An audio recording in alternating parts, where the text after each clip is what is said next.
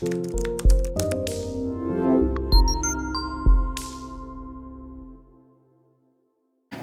आज हम डिस्कस करेंगे IBS के बारे में और irritable bowel syndrome. As you all know, it's a chronic gut brain disorder.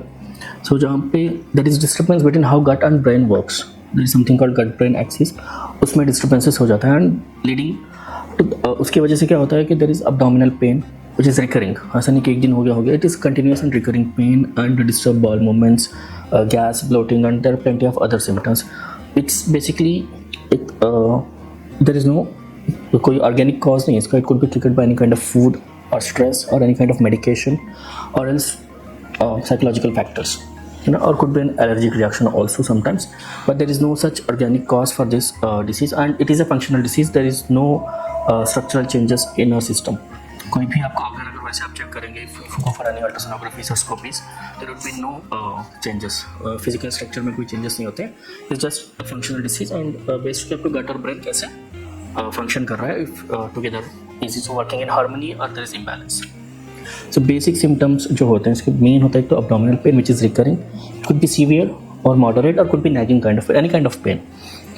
And then important जो होता है बाउल मूवमेंट्स के रिगार्डिंग, क्योंकि जब गट ब्रेन एक्सिस डिस्टर्ब हो जाता है तो उसमें क्या होता है कि मसल कंट्रैक्शन जो होता है, इंटेस्टाइनल मसल्स का जो कंट्रैक्शन होता है वो डिस्टर्ब होता है, which leads to irregular bowel movements. यहाँ पे irregular bowel movements, it could be constipation और इधर डायरिया और could be altered bowel habits, like कभी कॉन्स्टिपेशन हो रहा है कभी डायरिया हो रहा है, which is an important symptom होता है इसको डायग्नोसिस के लिए। And then comes other symptoms like weakness, fatigue और ये सब कुछ एसोसिएटेड सिम्टम रहती हैं। उसके अलावा जो डाइजेस्टिव सिस्टम के रिगार्डिंग जो सिम्टम्स होते हैं, it would be gas, bloating and always like उनको लॉस ऑफ टेस्ट रहता है, they can't appreciate the taste of food, कई बार अवर्शन टू फूड, ये सब कुछ रहता है। और सिस्टमिक सिम्टम्स हो गए जो कॉन्स्टिट्यूशनल सिम्टम्स में रह गए, वीकनेस, फटीग, वेट लॉस और एसोसिएटेड जो भी चीज़ें हो रही होती है उसके अकॉर्डिंगली चल रहा होता है। बेसिकली ये फंक्शनल डिसऑर्डर है, there is no organic cause और क्या ऐसा कुछ है, could be triggered by food, stress और एनी मेडिसिन्स और कोई एलर्जीज और समटाइम्स वीट एंड ऑल, ऐसे भी एज यू नो कि कुछ फूड ट्रिगर कर सकता है। एंड गट ब्रेन का इन्वॉल्वमेंट रहता है और वो could be hyper sensitivity to some food also. Okay, before we go into Ayurveda, इसका डायग्नोसिस के पार्ट में हम बात करें तो it's basically clinical diagnosis. Just हमें बाकी चीज़ों को रूल आउट करने के लिए will have to go for other necessary test, जैसे अल्ट्रासोनोग्राफीज हो गए या स्कोपीज में विक्लानोस्कोपी और whatever it is needed. Coeliac disease को भी रूल आउट करने के लिए जो भी टेस्ट हैं वो करने पड़ते हैं, just to rule out any other condition, but it is purely clinical diagnosis. Rome criteria होता है IBS को डायग्नोज करने के लिए। उसमें ऐसा होता है कि अगर लास्ट 3 मंथ्स में पर वीक पेशेंट को एब्डोमिनल पेन रह रहा हो किसी एक दिन, या फिर उसकी जो स्टूल फ्रीक्वेंसी है या उसका जो कलर ऑफ फॉर्म है उसमें डिस्टर्बेंसेस आते हों, तो इसके बेसिस पे हम इसको डायग्नोज कर सकते हैं कि IBS है सिर्फ, और बाकी इसकी रिपोर्ट्स वगैरह तो नॉर्मल रहती है। IBS है यूजुअली उसको आप सिम्टम्स के बेसिस पे डायग्नोज करते हो। वो जो है वो किसी भी टेस्ट के थ्रू, मतलब अगर आप चाहे एंडोस्कोपी कराओ, चाहे आप कोई भी बेरियम व्हील एक्सरे करा लो, मतलब जो भी एब्डोमिनल डायग्नोसिस के लिए टेस्ट है उसमें एज सच कोई लिखा हुआ नहीं आएगा कि patient is suffering from irritable bowel syndrome, right. तो उसके लिए आप पेशेंट के सिम्टम्स के बेसिस पे ही डायग्नोज करोगे कि वेदर इट इज IBS, और अगर कोई क्रॉनिक डिसीज है, मतलब IBS के पेशेंट्स में ब्लीडिंग या ऐसा कुछ वो आ रहा है, क्योंकि IBS के पेशेंट्स में क्या होता है कि ब्लड नहीं आता है मोशन में, म्यूकस ही जो है वो मेन कंप्लेंट होती है, mucus, gas, bloating, abdominal pain, right.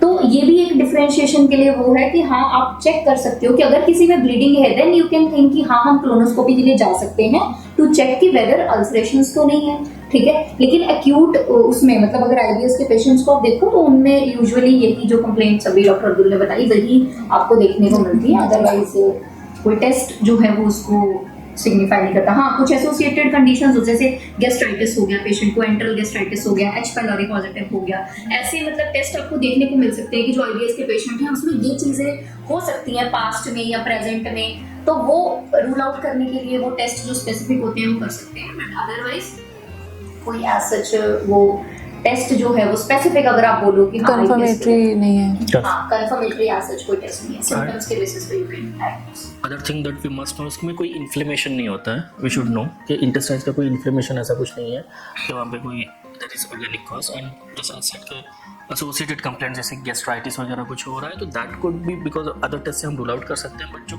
if it comes to IBS, the diagnosis is mainly clinical diagnosis or based upon the symptoms. As said, Rome criteria जो होता है कि पिछले 3 मंथ्स का उसको जो भी हम एक हिस्ट्री अगर देखें पेशेंट हिस्ट्री बाल मूवमेंट्स के रिगार्डिंग या अब्डोमिनल पेन और ये सब कुछ, that will be diagnostic criteria. And line of treatment इसमें ये रहता है कि just to manage the symptoms and stress factor ज़्यादा रहता है तो यहाँ पे साइकोथेरेपी का इंपॉर्टेंस दिया जाता है. And other than that diet is important और लाइफस्टाइल मैनेजमेंट और डाइट मैनेजमेंट बहुत इंपॉर्टेंट है यहाँ पे. जैसे फॉडमैप डाइट दिया जाता है कि फाइबर्स वगैरह को कम रखे और उस तरह का जो एक मैनेज किया जाता है diet, that is eating important. Habits को भी रेगुलर रखना, क्योंकि कुछ लोग होते हैं बिंज ईटिंग करते हैं, बहुत ज़्यादा लेट नाइट स्नैकिंग करते हैं, तो वो आगे जाके उनको IBS की दिक्कत होती है. दिक्कत कर सकते हैं एक्जैक्टली. एंड यही इसका ट्रीटमेंट है कि इस जस्ट सिम्टोमेटिक ट्रीटमेंट और कई बार साइकोथेरेपी साइकेट्रिक ट्रीटमेंट भी इसमें काफ़ी हेल्पफुल रहता है. And Ayurvedic point of view से हम देखें इसको तो हम ग्रहणी रोग में कंसिडर करते हैं. बेसिकली ग्रहणी क्या है, या ग्रहणी है इससे जो पार्ट जो इंटेस्टाइन्स का वो पार्ट है जहाँ पे सारा डाइजेशन का हो जाता है. एनाटॉमिकल साइट बताया गया ग्रहणी को, तो वहाँ पे ग्रहणी का मतलब है कि वो फूड को होल्ड करता है until it is digested properly. जब ग्रहणी का काम क्या है कि वो फूड रिसीव करेगा फ्रॉम द स्टमक, जो हाफ डाइजेस्टेड फूड होता है, जो स्टमक का जितना डाइजेशन होना है, जब वो इंटेस्टाइन्स में आएगा इट डाइजेस्ट फर्दर, और जो मल भाग और किट भाग का आगे से जो जाना है, जो न्यूट्रिएंट रीअब्जॉर्प्शन का काम वहाँ से शुरू हो जाता है. बट जो अनडाइजेस्टेड फूड रहेगा वो फर्दर वैसे ही आगे जा रहा है, तो ग्रहणी रोग उसे हम कहते हैं, जिसको वन ऑफ द महागध कहा गया है आयुर्वेद में. ग्रहणी रोग के बारे में बहुत एक्सप्लेन किया गया है, बहुत फास्ट चैप्टर में आचार्य चरक और बाकी आचार्य ने बताया हुआ है, और वन ऑफ द महागध इसको बताया हुआ है. तो ग्रहणी रोग जब एक ऐसे कन्वर्ट होता है कि जो भी हम खाना खा रहे होता है, अनटाइमली ईटिंग हैबिट्स हो गया, स्नैकिंग हैबिट्स, और खाना डाइजेस्ट नहीं हुआ वो सब कुछ फिर से खाए जा रहे हैं, एंड सेडेंटरी लाइफस्टाइल्स, रिपीटेडली अम्ल पित्त भी अगर हो तो उन पेशेंट्स को भी IBS होता है. तो इसके क्या होता है कि अग्नि वैसे वीक हो जाती है. अब जब मंदाग्नि हो रही है तो ऑब्वियसली उसके बाद नेक्स्ट प्रोडक्ट इसका आम रहेगा. जब आम फॉर्मेशन होएगा, जब वो जाके ग्रहणी में लॉज करेगा, उससे जहाँ ग्रहणी में लॉज हो रहा है वो because of this repeated formation of आम, और इसी तरह से हम जो भी पॉजिटिव फैक्टर से उसको दिए जा रहे हैं उसकी वजह से वो जो होल्डिंग कैपेसिटी है ग्रहणी की वो कम होती जाती है. And that leads to disturb movements. जो ग्रहणी के मूवमेंट है, जो हम पेरिसालिटिक मूवमेंट हम कंसिडर कर सकते हैं इसको, या जो भी है उस मूवमेंट्स को वो डिस्टर्ब करता है. दैट लीड्स टू पेन और डिस्टर्ब बाउल मूवमेंट्स. और उसके बाद क्या होता है कि वो जैसे जैसे वो होते ग्रहणी में डिस्टर्ब मूवमेंट हो गया, वहाँ पे स्रोतोरोधन शुरू हो जाता है, और उसकी वजह से वो कभी डायरिया, कभी कॉन्स्टिपेशन और ऐसे सिम्टम्स बताए जाते हैं. और आयुर्वेद में एक स्पेसिफिक टर्म इसमें बताया गया है इसके सिम्टम्स को, मुहुर्बद्ध और मुहुर्द्रव मल बताया गया है. इसका मतलब है अल्टरनेटिंग डायरिया और कॉन्स्टिपेशन, यू नो. तो ये चीज़ें होती है. बाकी सिम्टम्स तो वही फिर बताए उन्होंने, और एक स्पेसिफिक सिम्टम बताया कि लोहगंधी अम्ल उद्गार. तो वो जो स्मेल या आयरन रस्ट जैसे स्मेल आता है, उनको उस तरह के खट्टे डकार आते रहते हैं कि विच इज़ लोहगंधी और विच इज़ वेरी रस्टी और बहुत ही स्मेली होते हैं. और हमने काफ़ी देखा है, प्रैक्टिकली भी हम देखते हैं पेशेंट्स में, there are a lot of things. ऐसे जो हमने इनने सिम्टम्स बताए, और इनका अगर आयुर्वेद के हिसाब से हम जो अभी हमने देखा है जो पॉजिटिव फैक्टर्स और सिम्टम्स, तो ये बहुत ही अच्छे से हम रिलेट कर सकते हैं इसको. और बेसिक अगर हम कुछ स्रोतस देखें तो यहाँ पे अनुवास स्रोतस, मलवास स्रोतस सारे ही डिस्टर्ब हो रहे हैं. और उसके साथ साथ इंपॉर्टेंट है जैसे ये मनोवास स्रोतस और अनोवास स्रोतस के, जैसे हम इसको गट ब्रेन एक्सिस का जो वो है उसको को रिलेट कर सकते हैं. क्योंकि जब भी मनोवास स्रोतस के अगर हम रिलेट करें इसको, तो भय, शोक और कोई दूसरा फैक्टर ऐसा कुछ है, तो there is plenty of people हुसे कि हमें वॉशरूम जाना पड़ रहा है, will have to go. So वहाँ पे हम उसको रिलेट कर सकते हैं. ये मनोवास स्रोतस और अनोवास स्रोतस का रिलेशन कैसा है, एंड दैट कुड बी, हम उसको अगर मॉडर्न पर्सपेक्टिव में देखें गट ब्रेन एक्सिस वाला इंपॉर्टेंस हम उसको दे सकते हैं. एंड दूसरी चीज़ें ऐसी हैं कि इसका लाइन ऑफ ट्रीटमेंट सबसे पहले हम अगर देखें तो दीपन पाचन हो जाता है, उसके बाद पंचकर्मा हो गया, और इम्पॉर्टेंट एक और चीज़ है मनोवास स्रोतस के, इसके लिए शिरोधारा और शिरोबस्ती ऐसी चीज़ें बताई गई हैं. ये line of treatment basically concise form में हो गया. अगर प्रैक्टिकली इफिसी और कुछ चीज़ें जो अभी मुझे बतानी है कि टाइप्स ऑफ IBS बताया गया एलोपैथिक के मॉडर्न पर्सपेक्टिव में, जैसे IBS कॉन्स्टिपेशन, IBS डायरिया और IBS मिक्स्ड. अगर हम allopathic Ayurvedic point of view से देखें, उन्होंने बताया वातज ग्रहणी, पित्तज ग्रहणी, कफज ग्रहणी और सन्निपातज ग्रहणी. वातज ग्रहणी में जो इंपॉर्टेंट सिम्टम्स होते हैं वो एक तो विषमाग्नि की वजह से होता है, और इंपॉर्टेंट सिम्टम्स वहाँ पे पेन, डिस्टेंशन और मोस्टली कॉन्स्टिपेशन और ऐसा रहता है, which could be relate to IBS constipation. और IBS D, और उसको हम कोरिलेट कर सकते हैं पित्तज ग्रहणी से, विच इज़ बिकॉज ऑफ तीक्ष्णाग्नि. यहाँ पे इनको जलन होना, बेल्चिंग्स, खट्टे डकार, एसिडिटी एंड डायरिया की usually symptoms we see. And कफज ग्रहणी होती है टू टू मंदाग्नि, और यहाँ पे वेरी डिलेड डाइजेशन, बहुत ही लेथार्जिक सा रहना, और यहाँ पे हमें ज़्यादा देखने को मिलता है प्रेजेंस ऑफ म्यूकस कफज ग्रहणी में. और जो IBS मिक्स्ड है उसको हम सन्निपातज ग्रहणी में हम कोरिलेट कर सकते हैं, which shows mixed symptoms and most of the patient that we see these days practically is IBS mixed और सन्निपातज ग्रहणी वाले। जब भी पेशेंट्स IBS बात है या उससे पहले भी जो अलग अलग उसके संचय प्रकोप जो भी चलो कोई नहीं आता है। एंड प्रैक्टिकलिटी में हम देखें, जो द प्रैक्टिस जब हम देखते हैं IBS के कोई भी पेशेंट्स हो, फर्स्ट ऑफ ऑल उनका जो ट्रिगरिंग फैक्टर होता है वो स्ट्रेस होता है और कई बार food, and next comes is food. आजकल का जो लाइफस्टाइल है और जो डाइटरी पैटर्न्स है हमारे और जो वर्क लाइफ बैलेंस है, जैसे भी कह लो, इट इज़ वेरी स्ट्रेसफुल, कुछ भी काम हो and everyone is stressed one और the other way. So the practice जो है, द लाइन ऑफ ट्रीटमेंट और जो लाइन ऑफ जो उनको हमें देना है कि वो पहले तो हम डाइटरी चेंजेस इंपॉर्टेंट है एंड फूड लाइफस्टाइल चेंजेस करने हैं, स्ट्रेस मैनेजमेंट उनको बताना ज़रूरी है बिकॉज एक पॉजिटिव है ट्रिगरिंग फैक्टर्स है, तो निदान परिवर्जन तो करना ही है। उसके बाद आप मेडिकेशंस पे आओगे तो आयुर्वेदिक मेडिकेशंस को जो लाइन ऑफ ट्रीटमेंट है दीपन पाचन और उसके बाद शमन शोधन, जो भी हम सेलेक्ट करना चाहें वो लाइन ऑफ ट्रीटमेंट। उसके बाद मनोहर स्रोतस के लिए शिरोधार या शिरोबस्ती आप जो भी करना चाहो लाइन ऑफ ट्रीटमेंट आप उस टाइम पे सेलेक्ट कर सकते हो based upon the patient and counselling is important. और उसके बाद भी आपको पेशेंट को ये ज़रूरी है कि यू हैव टू मेक, उनको एक रूटीन बना के चलना पड़ेगा, चीज़ इंपॉर्टेंट है क्या खा रहे हैं, कितना, everything has to be calculated move.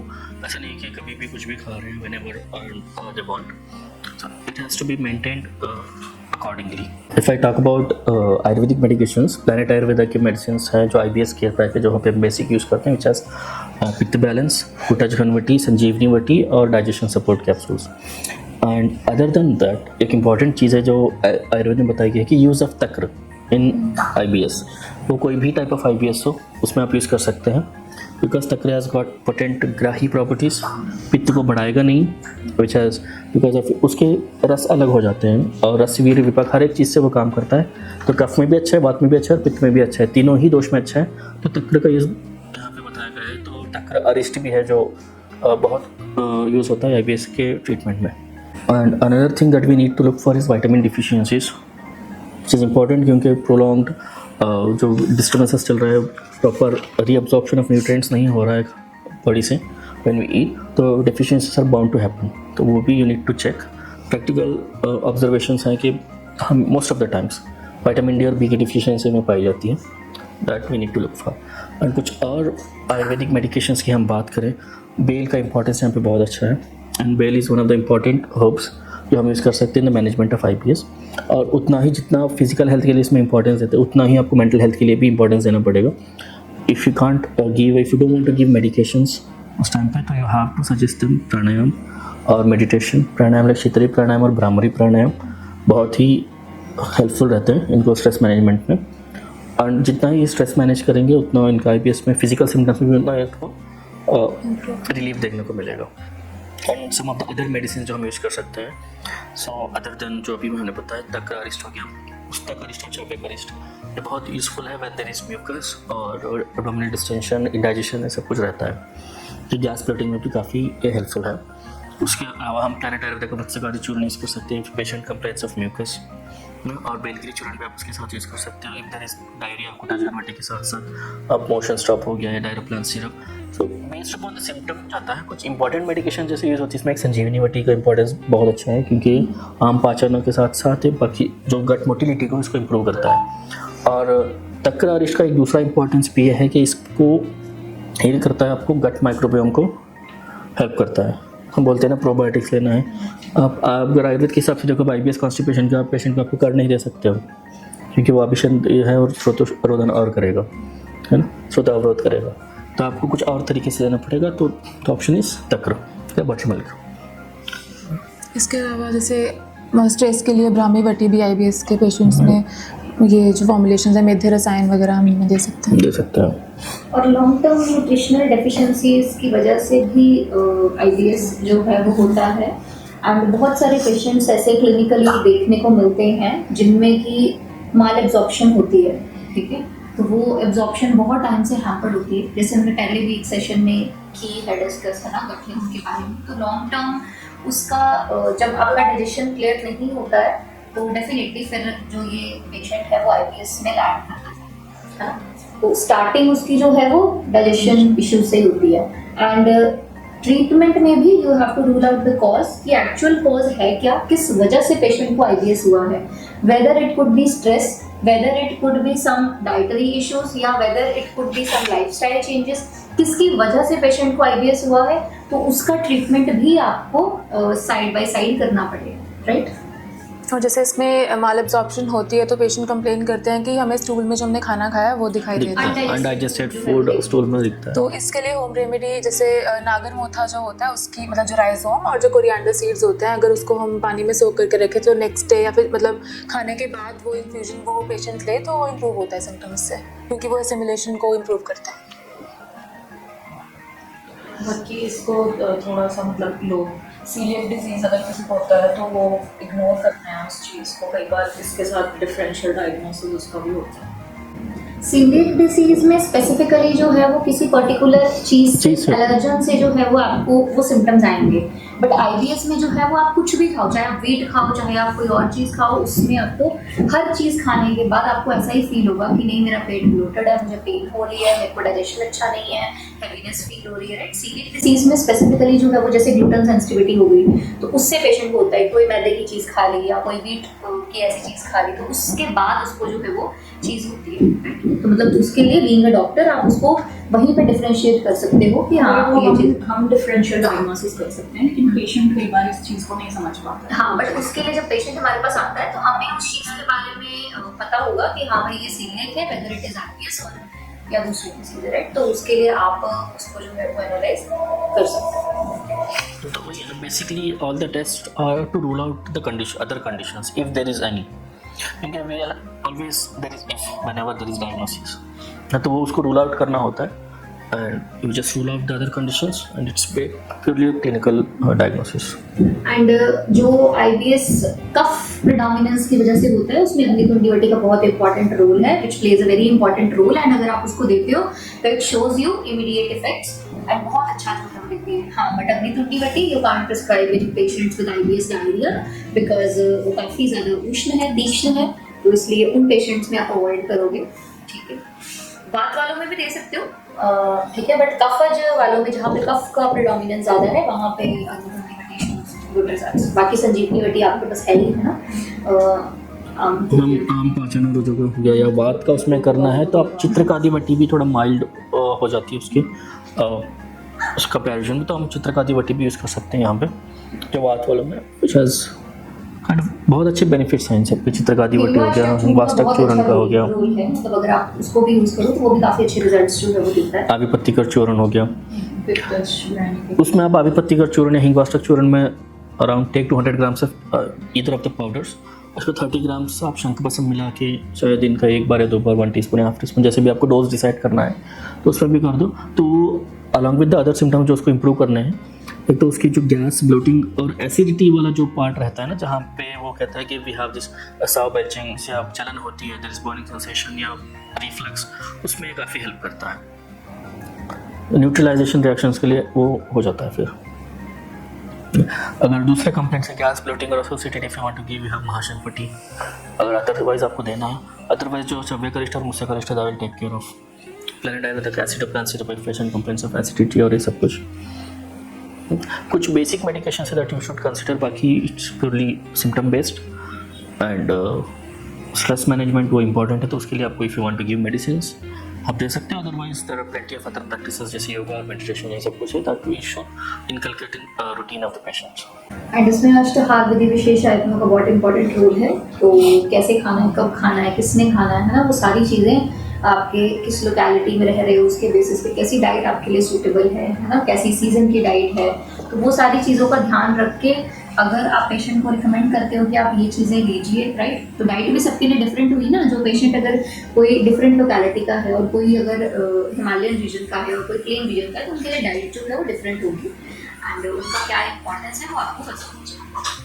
www.planetayurveda.com पर जाएं और वहाँ पे हमारे जो कंसल्टेंट्स हैं पूरे वर्ल्ड से हमारे पास पेशेंट्स जो है कंसल्ट करते हैं आयुर्वेद के रिलेटेड. हमारे MD आयुर्वेदा डॉक्टर्स हैं जो कि व्हाट्सएप वीडियो कंसल्टेशन के थ्रू आपको कंसल्टेशन देते हैं और आप ऑनलाइन अपॉइंटमेंट बुक कर सकते हैं और अपने जो फ्रेंड्स हैं जो फैमिली के लोग हैं उनको आप बता सकते हैं. लिवर, किडनी, लंग्स, स्किन, दिल, पेट, घुटने, सिर, पैर या बॉडी के किसी भी पार्ट से जुड़ी हो कोई भी समस्या, अभी कॉल या व्हाट्सएप करें और घर बैठे समाधान पाएं 6209123456 पर। हाँ जी, अब सब बीमारियों का इलाज है बहुत आसान। आपकी सेहत से जुड़ी हर समस्या का समाधान मिल रहा है घर बैठे। अब आप दुनिया के किसी भी कोने से टॉप प्लैनेट आयुर्वेदा एक्सपर्ट से ऑनलाइन बात करें, परामर्श लें और दवा की भी करवाएं होम डिलीवरी। हेल्थ प्रॉब्लम्स कोई भी हो, सोल्यूशन सिर्फ एक, www.planetayurveda.com। पूरे प्लैनेट की सेहत का नंबर 1 साथी।